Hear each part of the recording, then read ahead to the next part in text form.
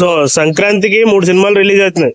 But Balayya Babu, Ram Charan, Venkatesh బాబు ఏది hit అవుతుంది అనుకుంటున్నారు? ఆబ్వియస్లీ జై బాలయ్య. జై బాలయ్య. మాస్ సంక్రాంతి అంటే బాలయ్య, బాలయ్య అంటే సంక్రాంతి. ఓకే, మేమైతే బాలయ్య బాబు మూవీ కోసం చూస్తున్నాం. ఆబ్వియస్లీ వెంకటేష్ కూడా మంచి డీసెంట్ ఫ్యామిలీ ఎంటర్టైన్ తో వస్తున్నాడు. రీసెంట్ గా ఒక సాంగ్ కూడా మంచి వైరల్ అయింది.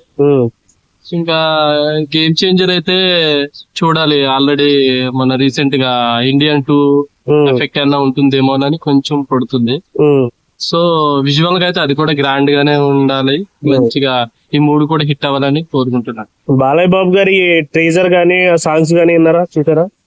ఆ ట్రీజర్ చూసా, సాంగ్ చూడలేదు. డాకు మహారాజ్ టైటిల్ సాంగ్ చూడలేదు? ఇంకా చూడలేదు బ్రో, చూస్తా ఈ రోజు.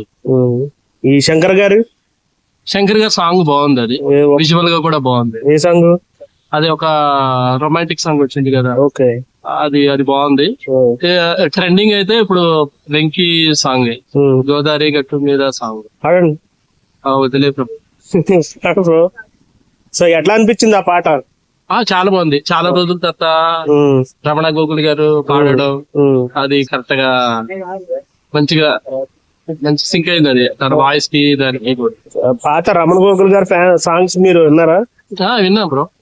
అప్పుడు మా చైల్డ్హుడ్ అంతా ఒక ఊపేశారు కాబట్టి మళ్ళీ పాత రోజులకి తీసుకెళ్లారు ఆయన్ని.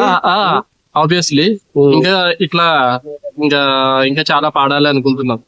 మ్యూజిక్ చాలా మిస్ అయ్యాం కదా. సో ఫైనల్ గా డాకు మహారాజ్ అంటే game changer versus Daaku Maharaj అంటే డాకు మహారాజ్ జై బాలయ్య. జై బాలయ్య. Thank you.